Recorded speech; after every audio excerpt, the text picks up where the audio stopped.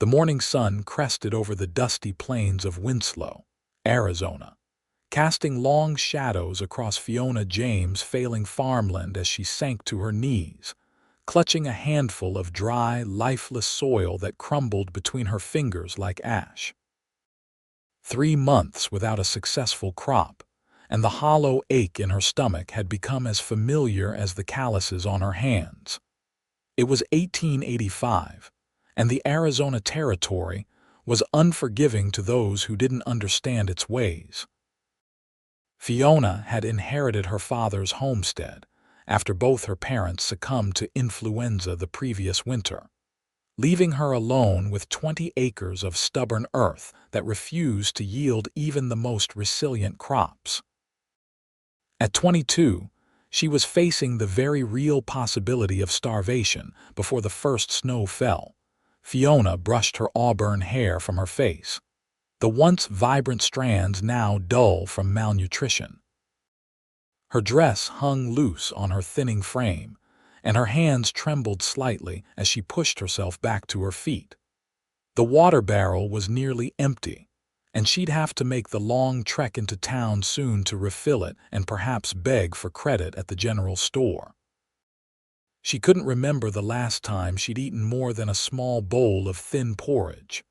"Pa," she whispered to the wind, "I'm trying. I swear I'm trying." She made her way back to the small cabin, each step heavier than the last. The structure was solid. Her father had built it well, but the pantry was bare save for a small sack of flour and a few dried beans. Fiona had sold most of her mother's jewelry months ago, trading precious family heirlooms for seeds that now lay dormant in the unyielding soil. The next morning, she hitched her father's aging horse to the small wagon and set off for Winslow. The town had grown considerably in the 5 years since the railroad had come through, bringing with it more settlers, more businesses, and more opportunity for some. For others, like Fiona, it simply meant watching others prosper while she struggled to survive. Miss James, Mr. Thornton, the general store owner, greeted her with a sympathetic frown as she entered his establishment. "How are things out at the homestead?" Fiona forced a smile that didn't reach her tired eyes. "Managing just fine, Mr. Thornton. I was hoping to get a few supplies." She hesitated, the words sticking in her throat. "On credit, if possible. The crops will be coming in soon, and I'll settle my account then." They both knew it was a lie. The crops weren't coming in. They hadn't come in for months. Mr. Thornton sighed, stroking his gray beard. "Miss James, I've extended as much credit as I can. Your father was a good man, and I respected him greatly, but a business can't run on promises." "Please," Fiona whispered, her pride crumbling faster than the soil on her land. "Just some flour and beans. I'll work it off if need be." The door to the general store swung open, the bell above it jingling cheerfully, a stark contrast to the desperation hanging heavy in the air. A tall man in a dust-covered duster stepped inside, his boots making solid thuds against the wooden floor. The wide brim of his hat cast shadows over his face, but as he removed it and nodded a greeting, Fiona caught sight of piercing blue eyes set in a sun-weathered face. "Mr. Young," Thornton called out, seemingly relieved by the interruption. "Your supplies came in on yesterday's train." "Appreciate it, Thornton," the man replied, his voice deep with a hint of a Texas drawl. He glanced at Fiona, noting her worn dress and the desperation in her stance. "Miss," he acknowledged with a slight nod. Fiona nodded back, embarrassment coloring her cheeks as she realized how pathetic she must appear, begging for scraps. She turned back to Mr. Thornton, lowering her voice. "Perhaps I could work here in the store to pay off what I owe." The stranger moved to the counter, placing his hat down as he examined a list in his hand.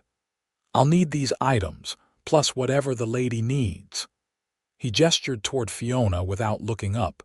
Thornton and Fiona both stared at him in surprise. "Sir," Fiona began, her voice strained with pride. "I don't accept charity from—" "It's not charity, madam," he interrupted, finally looking up to meet her gaze. "It's an investment. Name's Ross Young. I run cattle on the North Range, always looking for good hands during roundup season." "You look capable."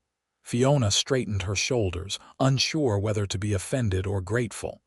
"I'm Fiona James. I have my own land to tend to. I can't be working someone else's property."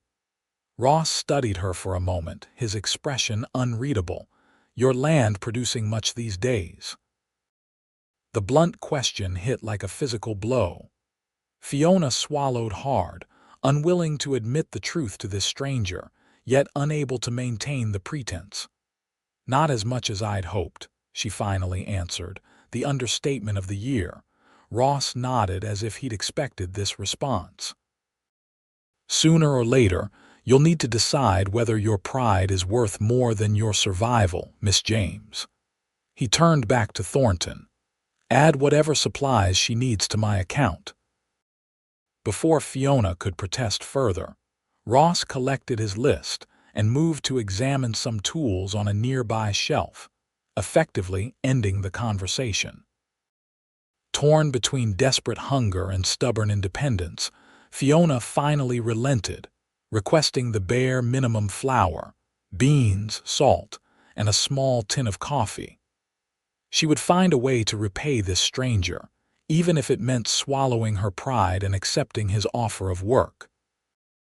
As she prepared to leave, her meager supplies loaded onto her wagon, Ross Young approached her once more, leading his own horse, a magnificent chestnut stallion that made her old mare look even more pitiful by comparison. "Your land's south of town?" he asked, mounting his horse with practiced ease. Fiona nodded. "About 5 miles, the old James place." Recognition flickered across his face. "Thomas James was your father?" "Yes," Fiona replied, surprised. "Did you know him?" "Met him once or twice." "Good man, stubborn as the day is long." Ross adjusted his hat against the sun. "Mind if I ride along? I'd like to see that land of yours." Suspicion immediately arose in Fiona's mind. Men didn't offer charity without expecting something in return, and she had nothing to give. "Why?" "Because I think I might know why your crops are failing," he said simply. "And I might be able to help." Help was something Fiona desperately needed, but trust was a luxury she couldn't afford. Still, starvation was a powerful motivator. "Very well, Mr. Young. But I warn you, there's not much to see." They traveled in silence for the first mile, the only sounds the creaking of the wagon wheels and the steady clip-clop of hooves on the dusty trail. Fiona stole glances at her companion, trying to gauge his intentions. Ross Young was older than her by at least 10 years, his face bearing the marks of a man who spent his days under the harsh western sun. His clothes were practical but of good quality, and his gun belt showed signs of regular use. "How long have you been trying to work that land alone?" he finally asked, breaking the silence. "Since my parents died last winter," Fiona answered, eyes fixed ahead. "Almost a year now," Ross nodded thoughtfully. "And before that, was your father successful with his crops?" "Some years better than others. We never went hungry." The admission pained her, highlighting her own failure. "Drought's been bad these past 2 years," Ross observed. "Makes farming difficult even for those who know what they're doing." Fiona bristled at the implication. "I know what I'm doing, Mr. Young. I worked that land alongside my father since I was tall enough to hold a hoe." Ross held up a hand in peace. "Didn't mean to suggest otherwise, but knowing the land, really knowing it, that's different from just working it. Every piece of earth has its own character, its own secrets." The conversation faded again as they approached Fiona's homestead. The small cabin sat atop a gentle rise, with the attempted cropland spread out below. Even from a distance, the barren fields told a story of failure. Ross dismounted as they arrived, tying his horse to a post before surveying the property with a critical eye. Without a word, he walked toward the fields, kneeling occasionally to examine the soil. Fiona followed, watching as he dug his hands into the earth, bringing it to his nose, even tasting a small amount. "What are you doing?" she asked, bewildered by his actions. "Reading the land," he replied, standing and wiping his hands on his pants. "Your father was farming this lower section, wasn't he?" Fiona nodded. "It's where the best soil is, or so he always said." Ross shook his head. "Maybe once, but not anymore. This soil's been depleted. Too many years growing the same crops without letting the land rest." He pointed toward a section of her property that sloped upward, covered in scrubby vegetation. "But up there, that's where you should be planting." "That's all rock and weeds," Fiona protested. "Nothing will grow there. Mind if I show you something?" Without waiting for her answer, Ross strode toward the area he'd indicated. Fiona followed reluctantly, certain he was mistaken. When they reached the higher ground, Ross knelt again, clearing away some of the undergrowth to reveal the soil beneath. To Fiona's surprise, it was darker, richer than the earth in her fields below. "This soil hasn't been worked," Ross explained. "It's got nutrients your crops need. The runoff from the higher elevations brings minerals down, settling here before washing further down. Your father probably knew this once, but maybe forgot as he got older, sticking to what he knew." Fiona knelt beside him, taking a handful of the soil herself. It felt different, alive somehow. "But clearing this land would take weeks, and I don't have the strength to do it alone." "No," Ross agreed, "you don't." He stood, brushing off his knees. "But I know some men who owe me favors. We could have it cleared and ready for planting in a few days." Suspicion returned to Fiona's features. "And what would you want in return, Mr. Young?" Ross met her gaze steadily. "A fair share of whatever you grow. I've got hungry cowboys to feed, and fresh vegetables are hard to come by out here." It sounded reasonable, too reasonable. Why would you help a stranger this way? A shadow passed across Ross's face. "I knew what it was like to be hungry once." "Wouldn't wish that on anyone." He glanced back at her cabin. "Besides, your father once did me a good turn. I believe in paying debts." Before Fiona could question him further, Ross walked back toward her cabin. "Got a shovel? I'd like to test a few more spots before I head back." For the next hour, Ross explored her property, digging small holes and examining the soil in various locations. He drew a rough map in the dirt, showing Fiona where the best soil lay and explaining how water flowed across her land during the rainy season. "Your problem isn't just soil," he concluded as the sun began its descent toward the horizon. "It's understanding how this particular piece of land wants to be worked. Arizona isn't like back east. You can't force it to grow what it doesn't want to grow." "And how do you know so much about farming?" Fiona asked. "I thought you were a cattleman." A small smile played at the corners of Ross's mouth. "Before cattle, I was a lot of things, including hungry." He collected his hat from where he'd set it aside. "I'll be back tomorrow with some men to help clear that upper field if you're agreeable." Fiona hesitated, torn between desperate need and lingering doubt. "I don't have much to feed a crew of men. We'll bring our own supplies," Ross assured her. "All I ask is that you consider my offer a share of your harvest for our help." What choice did she have? Pride wouldn't fill her stomach, and she was running out of options. "Very well, Mr. Young, I accept your help." Ross nodded, satisfaction evident in his expression. "Good. We'll be here at first light." He mounted his horse with fluid grace, settling into the saddle. "And Miss James?" "Yes." "Eat something tonight. Can't work on an empty stomach." As she watched him ride away, Fiona wondered if she'd just made a deal with the devil or found an unexpected ally in this harsh land. Either way, for the first time in months, she felt something she'd almost forgotten: hope. True to his word, Ross arrived the next morning with 4 men, each carrying tools for clearing land. Fiona had risen before dawn, using some of her precious flour to make biscuits, determined to offer something to the men who'd come to help. "This is Jacob, Samuel, Hank, and Miguel," Ross introduced his crew.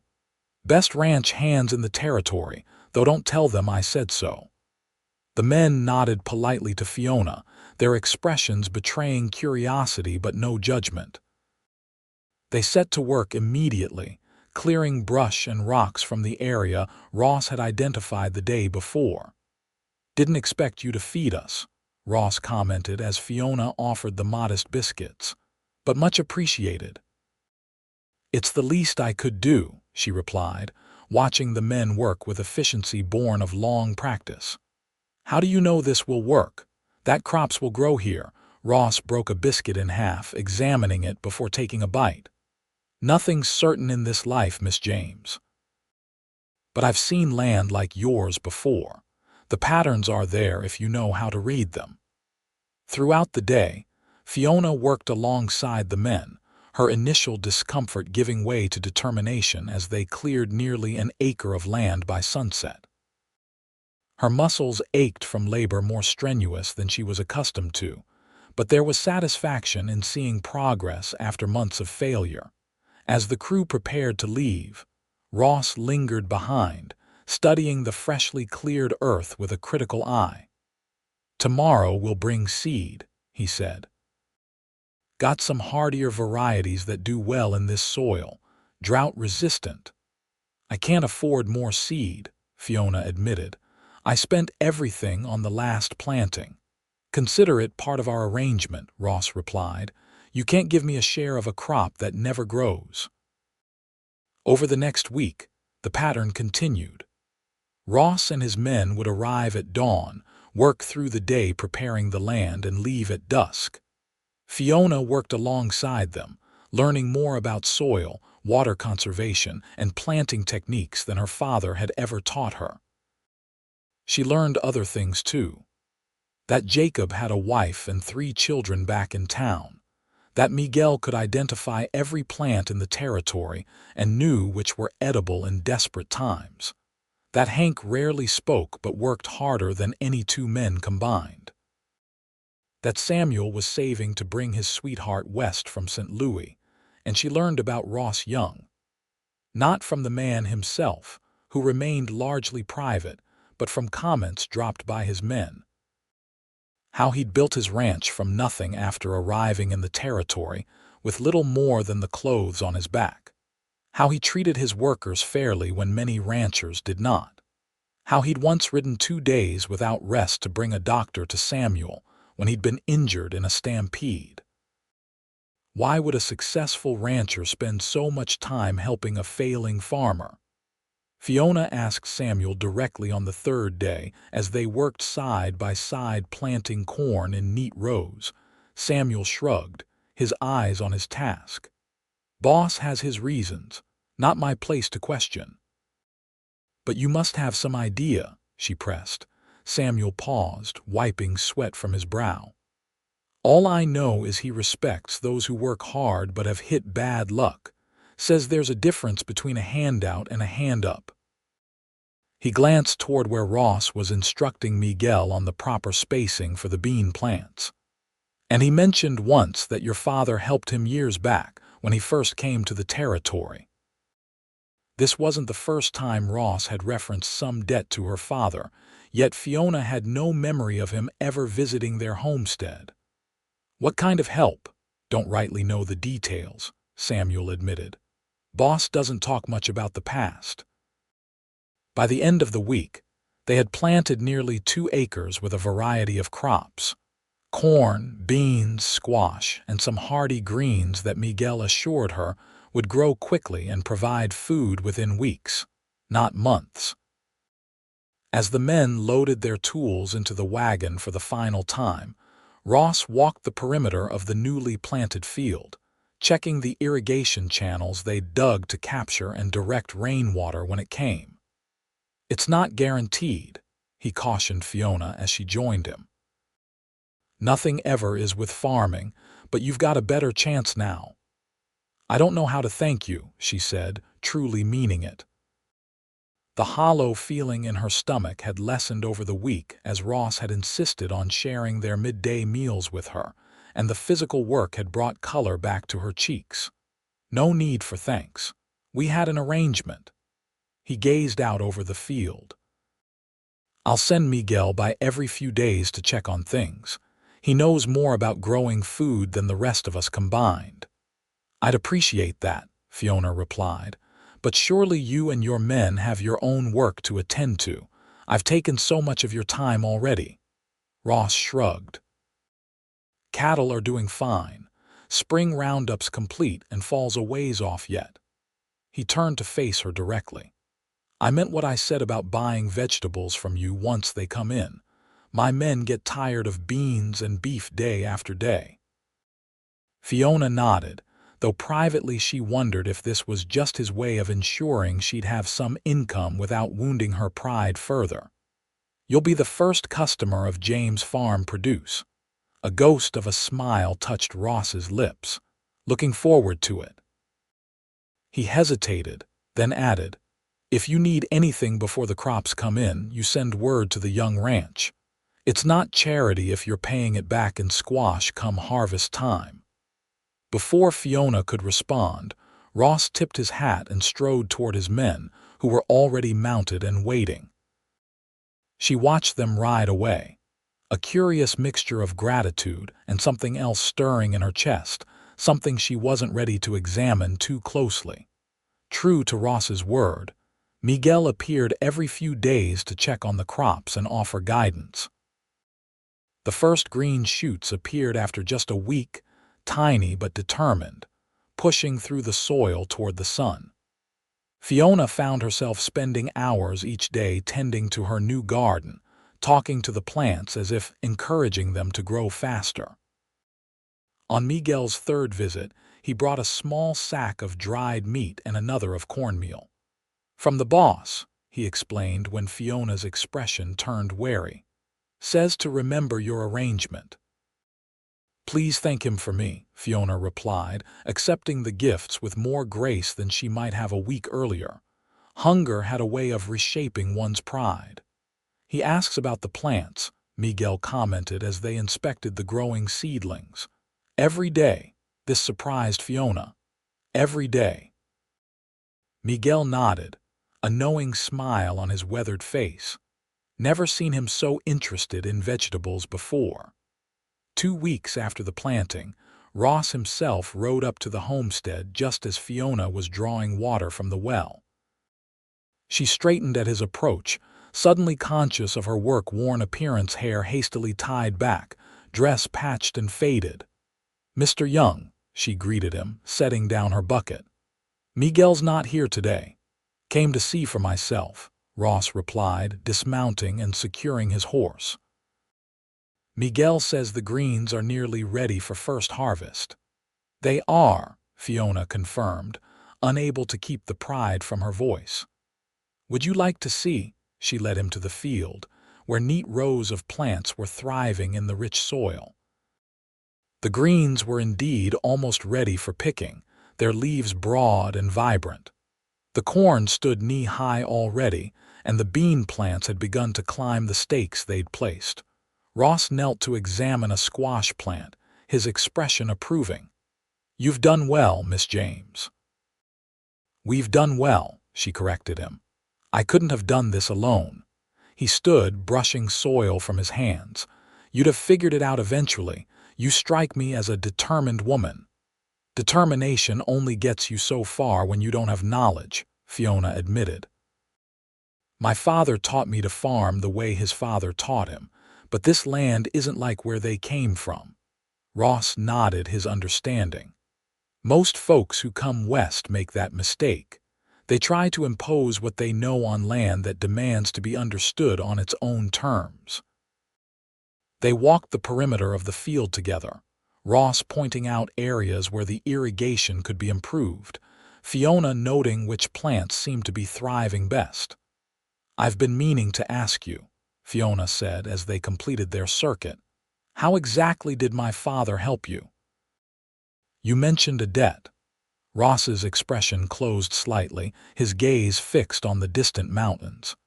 It was a long time ago. I was passing through, barely 20, broke and hungry. Your father gave me work for a week, fed me, paid me fair. Didn't have to. That doesn't seem like enough to warrant all this. Fiona gestured to the flourishing field. A muscle worked in Ross's jaw. There was more to it. Some men came looking for me. I'd had a disagreement with their boss over wages owed. Your father told them he hadn't seen anyone matching my description, gave me time to move on. He met her gaze directly. Could have gone differently if he'd turned me in.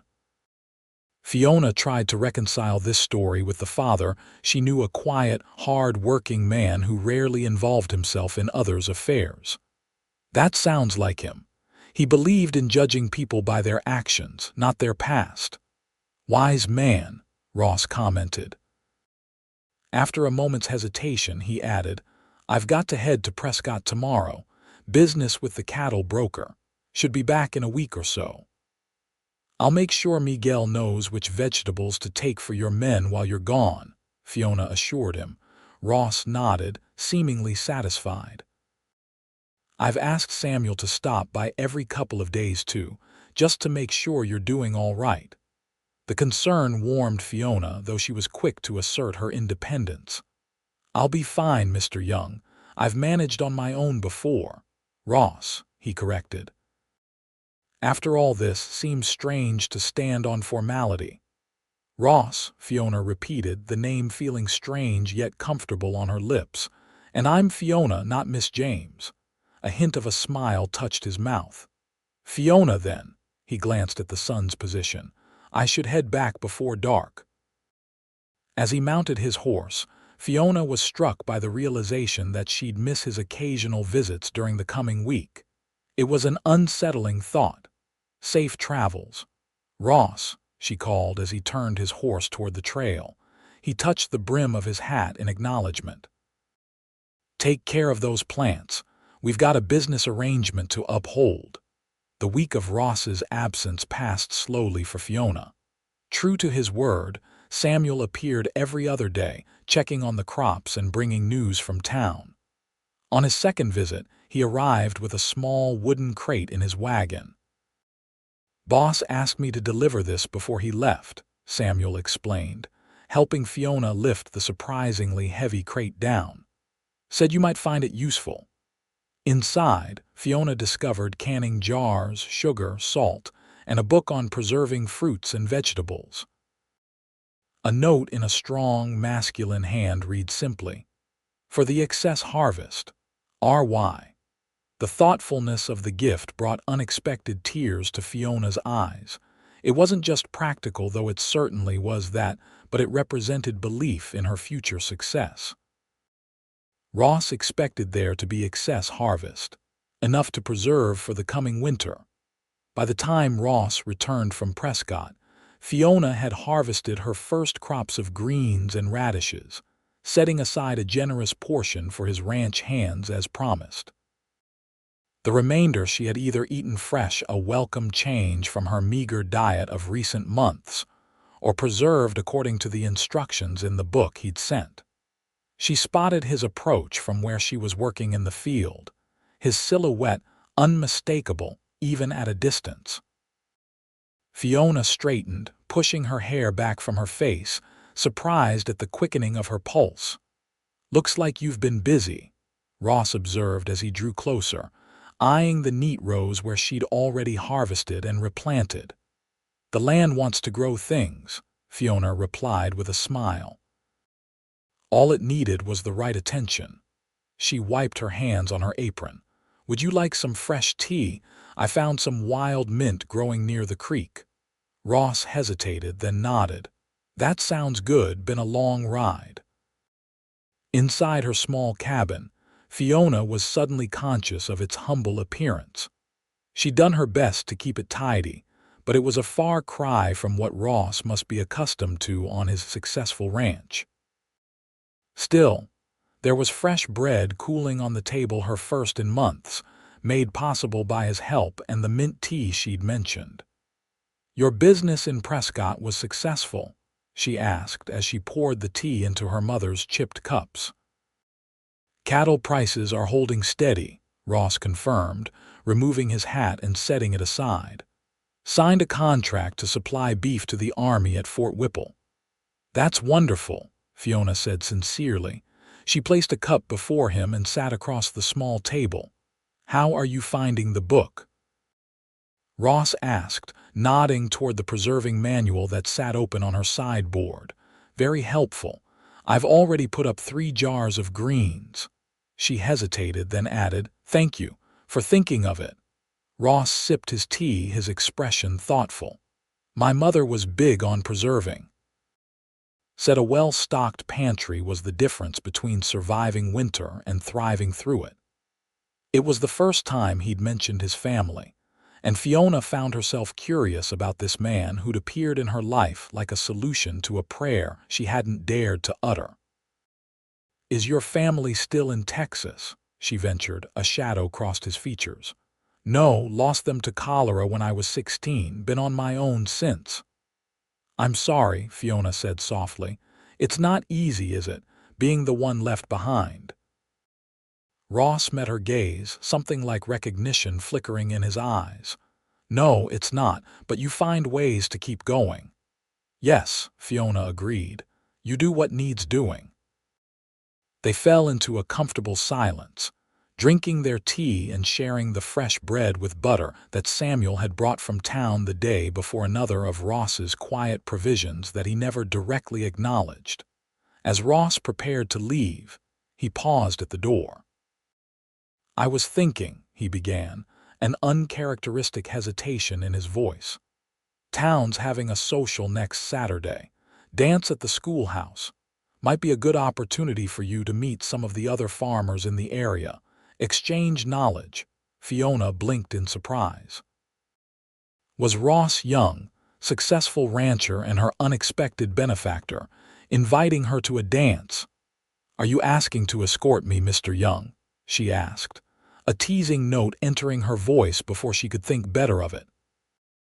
A flush that had nothing to do with the Arizona sun colored Ross's weathered cheeks. "Thought you might appreciate the introduction to the community, being relatively new to running your own farm." It wasn't a direct answer, but the slight discomfort in his normally confident demeanor told Fiona everything she needed to know. "I would be honored to attend the social with you, Ross," she said simply, saving him from further awkwardness. The relief in his expression was almost comical. "Good. That's good. I'll come by around 4 on Saturday then." As she watched him ride away, Fiona was struck by the realization that for the first time since her parents' deaths, she was looking forward to something beyond mere survival. Saturday arrived with a nervousness Fiona hadn't experienced in years. She'd spent the morning harvesting vegetables for market day, setting aside the best for Ross's ranch as agreed, but her mind kept wandering to the evening ahead. Her wardrobe options were limited. The blue calico she wore for church was her best dress. Though it had been let out and taken in so many times, it barely resembled its original form. Still, it was clean and pressed, and she'd mended the frayed cuffs as best she could. When Ross arrived promptly at 4, he was almost unrecognizable. Gone were the dusty work clothes and weather-beaten hat, replaced by a clean black suit, white shirt, and string tie. His hair was neatly combed, his face freshly shaved, revealing a strong jaw usually hidden beneath stubble. "Miss James," he greeted her formally, though his eyes held a warmth that belied the stiffness of his words. "You look lovely." Fiona felt a blush rise to her cheeks. "Thank you. You clean up rather well yourself, Mr. Young." The journey to town was filled with comfortable conversation about crops and weather, safe topics that required no emotional investment from either of them. Yet beneath the practical discussion, Fiona sensed a current of something deeper, a connection forming that went beyond their business arrangement. The schoolhouse was transformed for the social, lanterns hanging from the rafters and benches pushed against the walls to create a dance floor. A small band of local musicians played lively tunes, and nearly everyone from Winslow and the surrounding homesteads seemed to be in attendance. Fiona felt a momentary panic as they entered.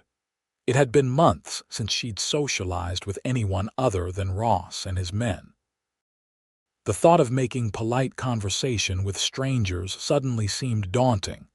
As if sensing her discomfort, Ross placed a reassuring hand at the small of her back. "Samuel's wife makes the best apple cake in the territory," he said, guiding her toward the refreshment table. "Let's get some before it's gone." Throughout the evening, Ross introduced Fiona to various members of the community: the blacksmith and his wife, the doctor, other farmers and ranchers.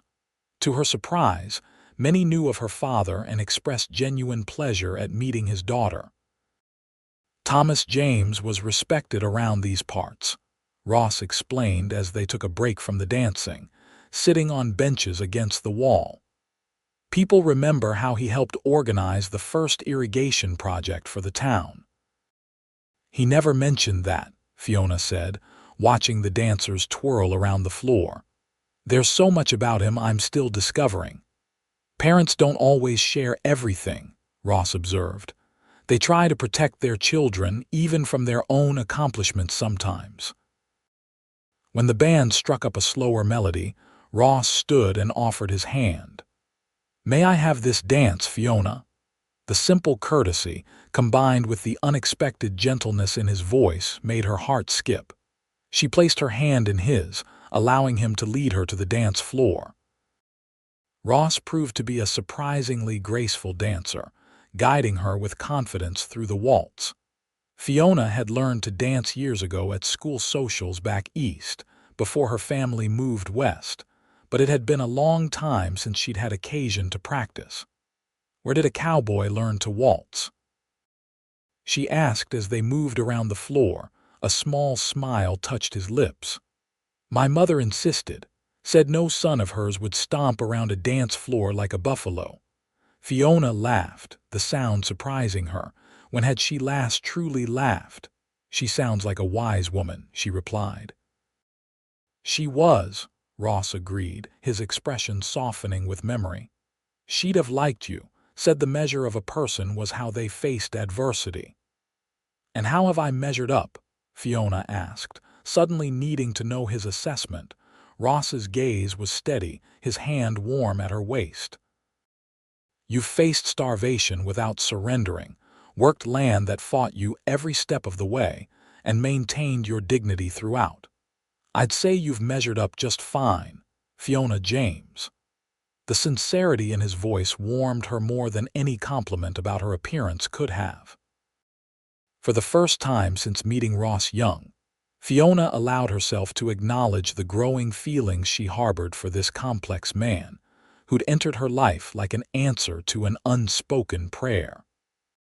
As the evening drew to a close, Ross drove Fiona home under a canopy of stars, the air cool after the warmth of the schoolhouse. They talked easily about the people they'd met, the music, the food, avoiding by unspoken agreement the undercurrent that had flowed between them during their dance. At her cabin door, Ross helped her down from the wagon with careful hands. "Thank you for accompanying me tonight," he said formally, as if suddenly uncertain of himself. "I hope you enjoyed the evening." "I did," Fiona assured him, reluctant for the night to end. "Very much." Ross nodded, his hat in his hands. "Good. That's good." He seemed on the verge of saying something more, then thought better of it. "I should let you get some rest. Tomorrow's Sunday, but Monday I'll send Miguel to help with the next harvest." "Ross," Fiona said, gathering her courage, "would you like to stay for coffee? It's not that late." Relief washed over his features. "I'd like that." Inside, as Fiona busied herself with the coffee pot, Ross moved to the small shelf where her father's books were kept, examining the titles with interest. "Your father was a reading man," he observed. "Yes," Fiona replied, setting cups on the table. "He believed education was important, even perhaps especially out here where formal schooling was limited." Ross selected a volume of Emerson's essays. "This was one of my favorites years ago." "You enjoy Emerson?" Fiona asked, genuinely surprised. A defensive note entered Ross's voice. "Being a rancher doesn't mean I'm uncultured, Miss James." Fiona flushed. "I didn't mean to imply. No, I apologize," Ross interrupted, setting the book down. "That was unfair. People make assumptions about cowboys. I shouldn't be sensitive about it. We all have depths others don't immediately perceive," Fiona offered, pouring the coffee. "I've learned that about you over these past weeks." Ross accepted the cup she offered, their fingers brushing briefly. "What have you learned?" Fiona considered the question seriously. "That you're a man who keeps his word, who respects hard work and independence but understands when help is needed, who reads Emerson and dances the waltz." She met his gaze directly. "And who pays debts that most men would have forgotten long ago." Ross looked down at his coffee. "Your father did more than just give me work and hide me from those men. He told me something I've never forgotten. Said that a man's worth isn't measured by what he owns, but by what he gives back to the world around him." "That sounds like him," Fiona said softly. "When I saw you in the general store that day," Ross continued, "I recognized Thomas James's daughter immediately. Same determined chin, same way of standing like you're ready to take on the world no matter the odds." He took a sip of coffee. "And I knew I had a chance to repay what your father gave me, not just food and work, but wisdom that changed the course of my life." The revelation settled over Fiona like a warm blanket. "So all of this, the help with my land, the food, the seeds, it was to repay my father at first," Ross admitted. "But then," Fiona prompted when he didn't continue. Ross set his cup down, his expression serious. "Then I got to know you, Fiona. Your strength, your perseverance, the way you fought for your independence even when accepting help would have been easier." He hesitated, then added quietly, "The way you talk to your plants when you think no one's listening." Heat rushed to Fiona's cheeks. "You heard that?" A smile touched his lips. "Hard not to. You have quite the conversation with those tomato plants. They respond better to encouragement," Fiona defended herself, though she couldn't help smiling back. "As do most living things," Ross agreed, his expression growing serious once more. "Fiona, I didn't invite you to the social tonight just to introduce you to the community." Her heart quickened. No, he confirmed. "I invited you because I wanted your company. Because these past weeks, helping you with your land, I've come to." He hesitated, a man more comfortable with action than words. "I've come to care for you, more than I expected to, more than might be wise." The confession hung in the air between them, honest and vulnerable from a man who rarely revealed either quality.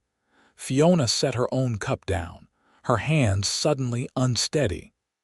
"I've come to care for you too, Ross. At first I didn't trust your help, couldn't understand why a successful rancher would bother with a failing farmer. But now I understand it wasn't just about repaying a debt to my father." "It wasn't," Ross confirmed. "Hasn't been for some time now." The silence that followed was charged with possibility. Ross stood slowly, moving around the table until he stood before her. "I'm not a man who speaks easily of feelings," he said, his voice low. "But I want you to know that whatever happens with your farm success or failure, good seasons or bad, my regard for you won't change." Fiona rose to meet him, courage bolstering her words.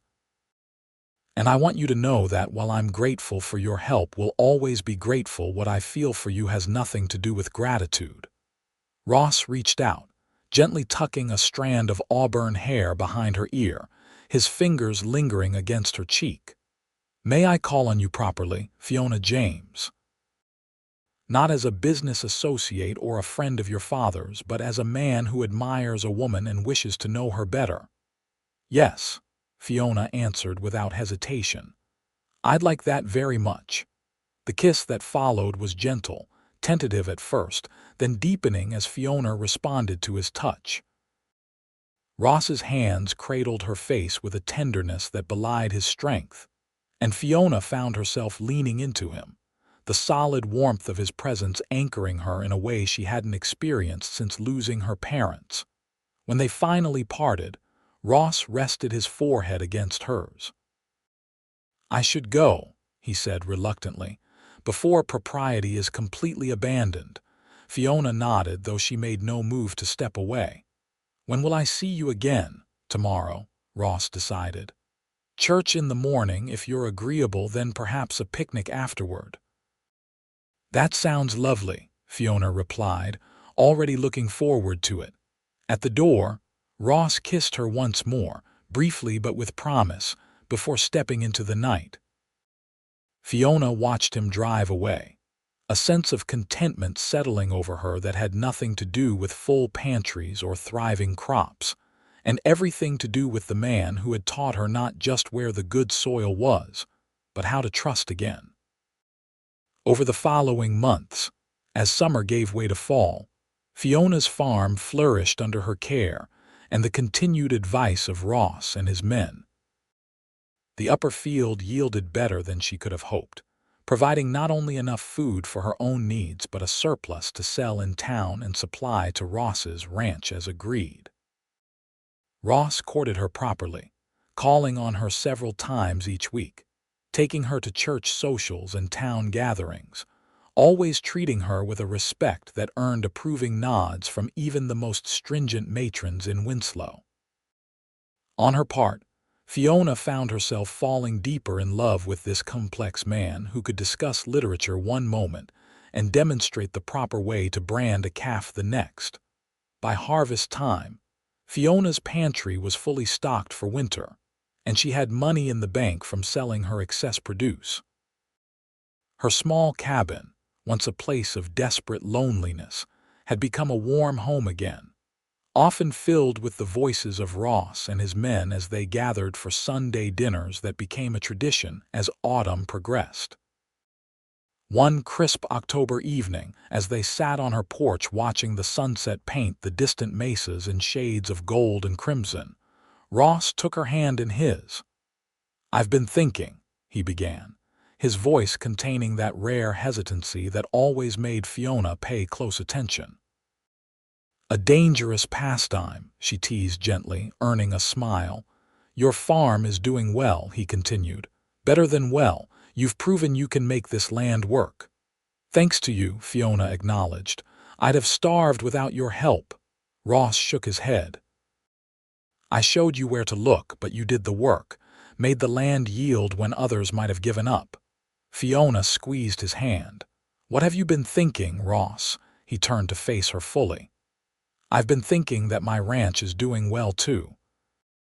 That between your farming knowledge and my cattle experience, we could build something remarkable together." He took a deep breath. "I'm asking if you'd consider becoming my wife, Fiona. Not because either of us needs the other to survive anymore, but because I believe we'd thrive together in a way neither of us could alone." Joy bloomed in Fiona's chest, bright and overwhelming. "Are you proposing to me, Ross Young?" "Trying to," he replied with a self-deprecating smile. "Not doing a very good job of it, apparently." Fiona laughed, the sound carrying across the fields where crops now grew in abundance. "On the contrary, I think you're doing it perfectly, especially the part about not needing each other to survive, but choosing to be together anyway." "Is that a yes?" Ross asked, hope evident in his expression. "Yes," Fiona confirmed, leaning forward to seal her answer with a kiss. "Yes, I'll marry you." They were married in Winslow's small church just before Christmas, with the entire community in attendance. Samuel stood as Ross's best man, while the blacksmith's wife, who had become Fiona's close friend, stood as her matron of honor. The reception was held in the schoolhouse, decorated with pine boughs and red ribbons, the tables laden with food, much of which had come from Fiona's own harvest. As they danced their first waltz as husband and wife, Ross held Fiona close. "Happy?" he asked softly. "More than I ever thought possible," she replied truthfully. "A year ago I was facing starvation. Now I have a thriving farm, a community, and you." "And I have you," Ross said, his voice rough with emotion. "The strongest, most determined woman I've ever known." They built their life together, combining Ross's ranch and Fiona's farm into one prosperous enterprise.